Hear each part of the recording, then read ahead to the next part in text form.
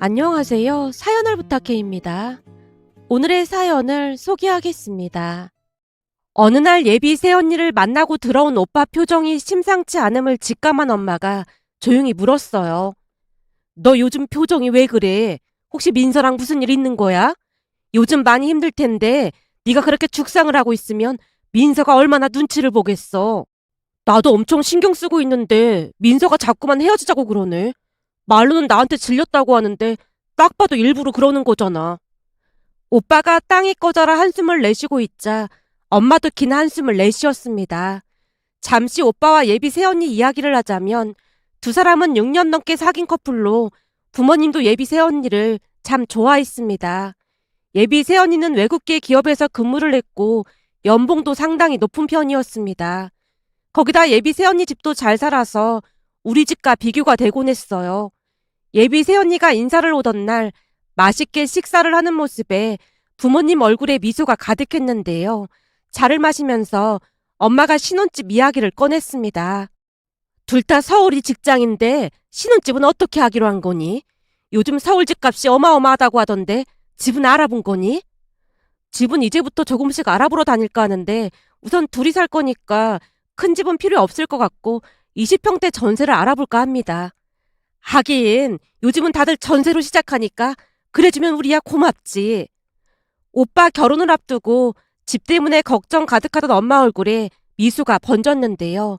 아무래도 전세라는 말에 약간은 안심하는 듯 해 보였습니다. 예비 새언니의 말에 안심이 됐던지 엄마가 눈치를 보며 다시 물었어요. 전세도 꽤 비싼 걸로 알고 있는데 둘 다 모은 돈은 있는 거니? 아, 그거라면 걱정 안 해도 될 것 같아. 민서랑 나랑 모은 돈도 꽤 되고 민서네 부모님이 결혼할 때 보태주려고 모아두신 게 있어서 도와주신다고 하셨거든. 순간 엄마 얼굴에 먹구름이 드리워져 있었는데요. 아무래도 우리 집 형편상 도움을 주기 어려웠기에 걱정이 앞섰던 것 같습니다.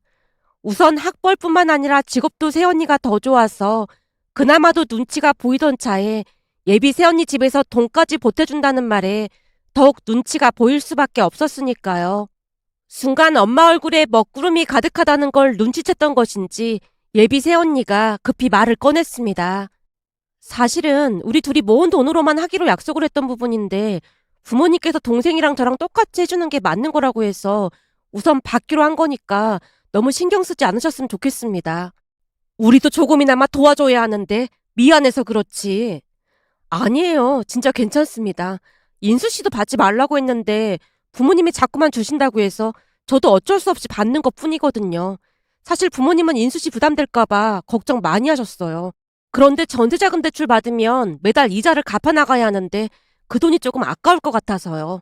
그렇다고 막 큰 금액을 주시는 건 아니어서 진짜 신경 안 쓰셔도 됩니다. 예비 새언니가 손사래까지 치면서 열심히 설명을 하고 있었는데요. 부모님 표정이 계속해서 어둡기만 했습니다. 잠시 후 예비 새언니가 인사를 하고 가자마자 엄마가 걱정스레 말을 꺼냈거든요. 네 오빠보다 연봉도 더 세고 집안도 좋아서 왠지 모르게 눈치가 보이네.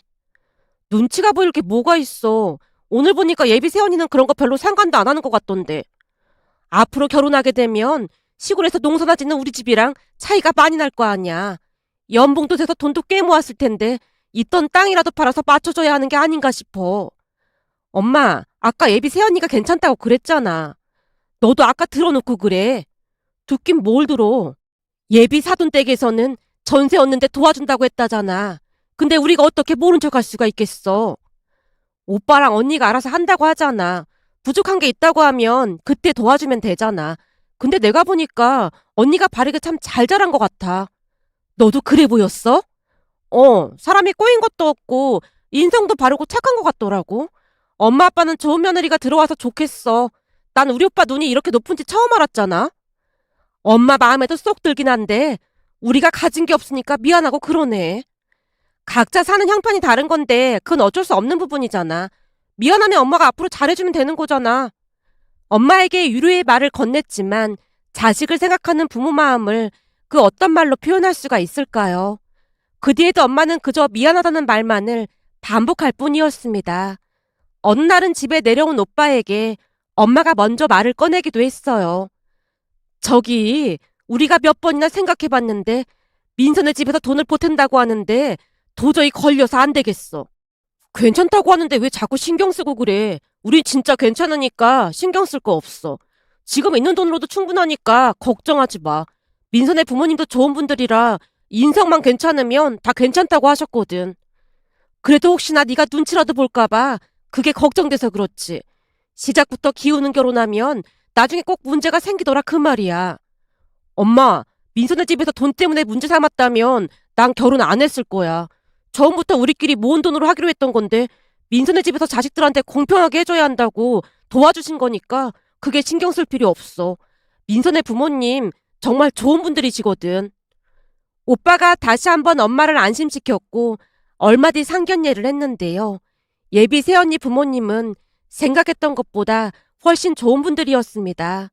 혹시나 부모님이 불편할까 싶어 상견례도 우리 집 근처에서 했을 정도였어요.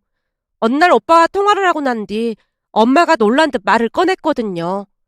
네 오빠한테 전화가 왔는데 상견례를 우리 동네에서 하는 게 좋겠다고 했다지 뭐니. 진짜? 그럼 여기로 내려오신다는 거야? 그렇다고 하네. 여행도 할 겸 겸사겸사 이 동네에서 하는 게 좋겠다고 했다지 뭐니. 내가 볼 때는 엄마 아빠 불편할까봐 배려하신 것 같은데? 그러게 말이야. 서울 사람들이라 까탈스럽진 않을까 걱정했는데 네 오빠 말대로 그런 사람들은 아닌 것 같아. 예비 새언니 보니까 좋은 분들일 것 같더라고. 저도 덩달아 칭찬을 하자 엄마 얼굴을 감싸고 있던 먹구름이 점차 사그러들고 있었습니다. 얼마 뒤 상견례도 화기애애한 분위기 속에서 잘 마무리가 됐는데요. 그제서야 엄마의 불안이 완전히 가신 듯 해보였습니다. 그 뒤 오빠와 예비 새언니는 열심히 집을 알아봤고 결혼식 준비를 하느라 여념이 없어 보였습니다. 오빠가 틈틈이 전화를 해서 진행 상황을 말해줬기에 우리도 나름 이것저것 준비할 것들을 챙기고 있었고요.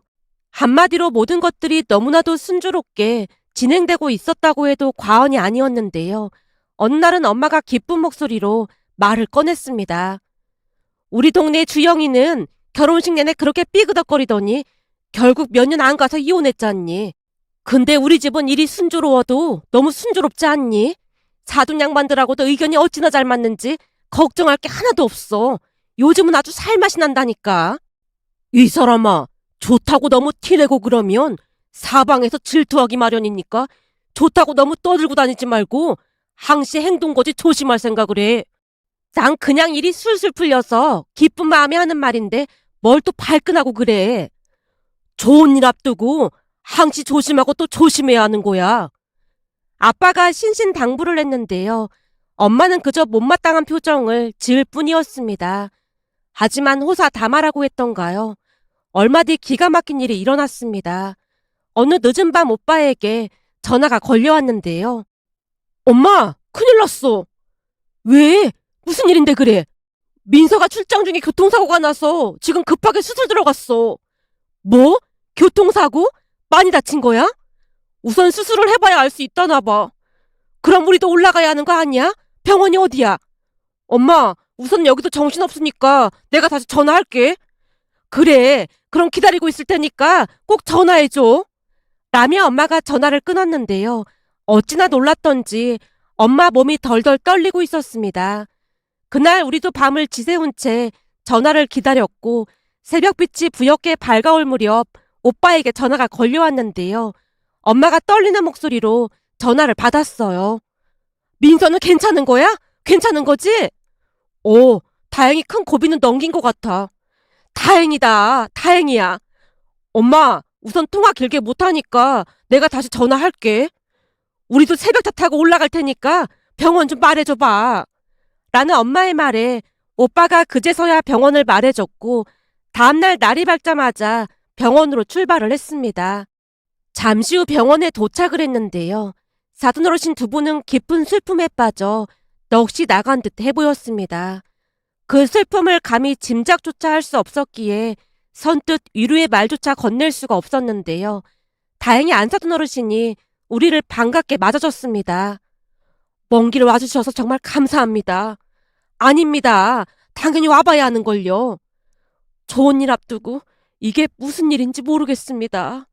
죄송해서 드릴 말씀이 없습니다. 안 사둔 어르신이 간신히 울음을 삼킨 채 머리까지 조아리는 모습에 엄마가 화들짝 놀라며 말했어요. 사부인, 사고가 난 건데 죄송할 게 뭐가 있겠습니까? 좋은 날 앞두고 이런 사고가 났으니 그저 죄송할 뿐입니다. 안 사둔 어르신이 연신 머리를 조아리는 모습에 오히려 당황한 채 어쩔 줄을 몰라 하고 있었는데요. 오빠가 우리를 데리고 구석으로 가더니 힘겹게 입을 뗐습니다. 저기 전화로 말씀 못 드린 부분이 있는데 말을 못한 부분이라니? 그게 무슨 말이야? 순간 마음속 깊은 곳에서 불안감이 고개를 내밀었는데요. 곧 그 불안감의 정체가 밝혀졌습니다.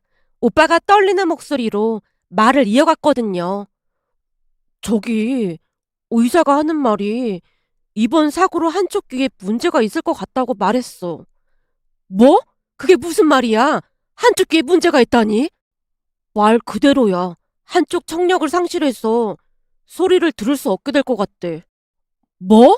청력을 상실했다는 말이 설마 못 듣는단 말인 거야? 근데 한쪽 귀만 그렇다고 하니까 그나마 다행이긴 해. 부모님이 놀라지 않도록 오빠가 조심스럽게 말을 했지만 오빠 말이 끝나자마자 엄마가 그 자리에 털썩하고 주저앉았습니다. 엄마, 괜찮은 거야? 괜찮아. 내가 놀라서 그만. 그럼 청력만 이상이 있다는 거야? 물론 당분간 깁스랑 이것저것들을 해야 하긴 하지만 그래도 다른 쪽은 회복이 가능하다고 하니까 천만 다행이지 뭐. 오빠가 아무렇지도 않은 듯 웃음기 없는 미소를 짓고 있었지만 오빠도 우리만큼이나 많이 놀란 모양으로 동공이 심하게 흔들리고 있었습니다. 그리고 그제서야 안사돈 어르신이 머리까지 조아린 이유를 알 수가 있었는데요. 결혼을 앞둔 새언니의 청력에 이상이 생겼다고 하니 그 심정이 어땠을지 짐작이 가고도 남았습니다. 오빠의 말에 여전히 당황한 채 다들 허공만 바라보고 있자 오빠가 다시 입을 열었어요. 저기 민서는 지금 안정을 취해야 하니까 우선은 내려가는 게 좋을 것 같아. 그래, 그럼 우리는 이만 내려갈 테니까 전화로 소식 계속 전해줘. 알았어. 너무 걱정하지 마.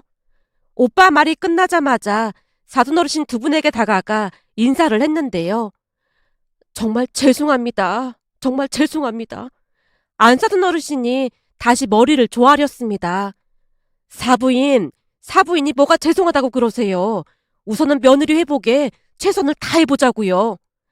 엄마가 며느리라는 단어에 힘주어 말을 했고 안사돈 어르신이 놀란 표정으로 되물었어요. 네? 며느리요? 그럼요. 상견례까지 다 했는데 우리한테는 며느리 아니겠습니까? 그러니 우선은 우리 며느리 건강만 생각하자고요.